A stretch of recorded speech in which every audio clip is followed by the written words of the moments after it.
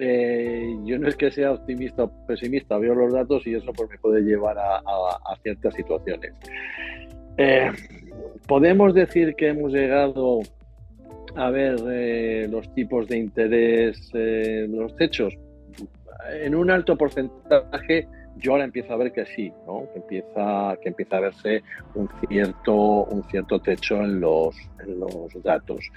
Es verdad que si la situación no cambia, pues en Estados Unidos, aunque mantiene, fíjate, el tercer trimestre ha dado un 4,9 anualizado, que es una burrada, ¿no?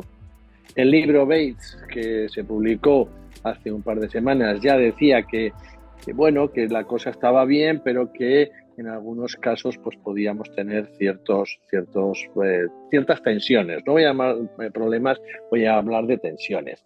Estamos hablando de que los tipos de hipoteca están al 8%. Pues claro, evidentemente con tipos de hipotecas al 8%, pues tú no puedes hacer grandes cosas, a no ser que mantengas un nivel de empleo estable, que parece que lo está haciendo. La última cifra de desempleo no ha sido mala. La cifra de salarios también, aunque han disminuido, también se mantiene bien. Luego, en cierta forma, los americanos tienen cierta renta neta disponible que pueden hacer que el consumo sea más elevado. Los datos de Schiller de las viviendas, bueno, pues no fueron todo lo buenos que se esperaban, pero es la única sombra negra que se ve en Estados Unidos, ¿no? En Europa la cosa pinta en bastos. En Europa sí que es verdad que, y si encima vamos país a país, pues la cosa es bastante más complicada. Es verdad que los tipos de interés han sido menores en el caso del Banco Central Europeo, pero que nos están haciendo más pupa, ¿vale? Y si pensamos por países, pues España estamos dando unos datos bastante malos, ¿no? Bastante malos. También es verdad que habría que ver también la diferencia entre Europa y Estados Unidos. En Estados Unidos hay una sola política fiscal y en Europa hay muchas políticas fiscales, que eso puede hacer que no todos los países se vean afectados de la misma manera, ¿vale? Nosotros en nuestro caso nos están subiendo los tipos de interés, cosa que no es la manera más adecuada para poder ni consumir ni crecer, ¿no? Entonces, en cuanto a Estados Unidos, parece ser que sí que se ha llegado a un techo en los tipos de interés. ¿Van a bajar esos tipos de interés en el año 2024? A priori, durante un cierto tiempo no, porque además lo que va a hacer la Reserva Federal es no tocar de momento los tipos de interés, a no ser que, y ahora podemos hablar de ciertas tensiones que puedan darse, ¿no? Y lo que quiere hacer es bajar la base monetaria. Es verdad que desde abril la caída de la base monetaria se ve, es casi un 9% desde abril a esta época, y es evidente que cuando los bancos centrales en los ciclos de expansión tienen que hacer políticas monetarias restrictivas, hacen dos cosas: suben los tipos de interés y reducen la base monetaria. La base monetaria no se había reducido hasta ahora y de una manera brutal, y además teniendo en cuenta que tenemos unos balances de bancos centrales elevadísimos, ¿no? No solo por la crisis del 2007-2008, sino también por la pandemia. De hecho, hasta hace poco solo había 3 instrumentos de política monetaria para controlar los tipos de interés, que eran las operaciones de mercado abierto, la FOM de la FED, las facilidades permanentes y los cocientes de caja, y se ha unido un cuarto instrumento para manejar los precios, que son las compras de activos. Es decir, que en ese sentido lo tenemos ahí. ¿Qué están haciendo los bancos centrales, la FED y el Banco Central Europeo? Es no reinvertir todos esos principales, y entonces pues están reduciendo la base monetaria. En Europa este mes pasado se redujeron 21.000 millones y este mes de noviembre se espera reducir 44.000. Es decir, lo mismo que aumentó mucho a la hora de la recompra de activos, está disminuyendo mucho en esta situación. Luego, por lo tanto, vemos que la inflación parece que está remitiendo. Vemos que no van a hacer uso ahora de los tipos de interés, sino de las bases monetarias, y esperar unos cuantos meses a ver exactamente qué pasa. A ver, tensiones o nubarrones, ¿no? En principio, el primer nubarrón que podíamos tener es un invierno muy frío. Es un invierno muy frío, ¿no? Dependencia energética. Exactamente, Ujú. dependencia energética.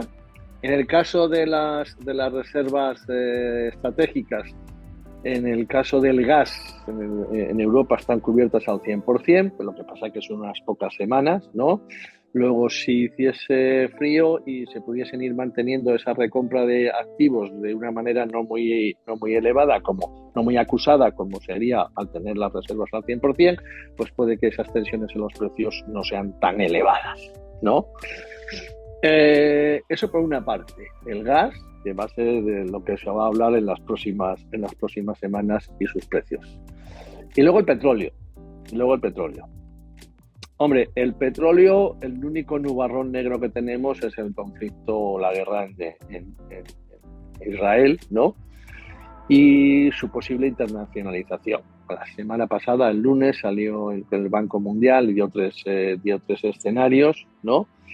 Entonces, en ese caso, si no pasa absolutamente nada, quiero decir, si seguimos más o menos igual y no se internacionaliza el proceso, el precio del crudo, la única posibilidad que tiene de subida es la de aumentar las reservas de petróleo. En Estados Unidos están prácticamente a la mitad de lo que han estado en máximos, ¿no? Ten en cuenta que en el año 2022 la administración Biden utilizó esas reservas para bajar los precios del petróleo y ahora se han quedado bastante exiguas, ¿no? Están en 300 y pico mil millones cuando tienen que tener 700.000 millones. Es decir, todavía queda mucho para crecer en ese sentido. Y eso puede tensionar un poquitín los precios al alza, ¿no? Por otra parte, no deberían estar muy tensionados en función de la actividad, que parece que la actividad está disminuyendo, y no solo en Estados Unidos y en Europa, sino en China también hay algo de ralentización. Luego, por lo tanto, si no pasase absolutamente nada y no hubiese un problema de internalización en el conflicto, incluso podríamos estar pensando que los precios del petróleo deberían ir un poquitín a la baja o terminar un poquitín más bajo de lo que está. Es decir, tensiones o nubarrones, los precios energéticos de nuevo. Otra vez de nuevo los precios energéticos y sobre todo por el frío. Sobre todo por el frío. Sí, sí, viene el invierno Ah, y ahora hay más dependencia y es cuando pueden además apretarnos en un momento dado, exacto, sí, para presionar, ¿no? exacto. Entonces, yo estaría viendo mantenimiento de tipos durante al menos el primer semestre y en función de los datos, ¿no? ¿Eh? La actividad en Estados Unidos en el cuarto trimestre no creo que sea tan exagerada como lo ha sido en el tercero. Acabará probablemente no entrando en esa recesión que siempre se espera y que no llega, ¿no? Y que probablemente en Estados Unidos no llegue, y que aquí en Europa sí que probablemente nos llegue y va a ir país por país, porque ya digo, somos países completamente diferentes en relación a la política fiscal, que eso también influye muchísimo, ¿no? Entonces, a ver, perspectivas. ¿Son más optimistas que las que vimos hace pues un par de meses cuando estábamos hablando? Sí, un poquitín más optimistas sí que son, ¿vale?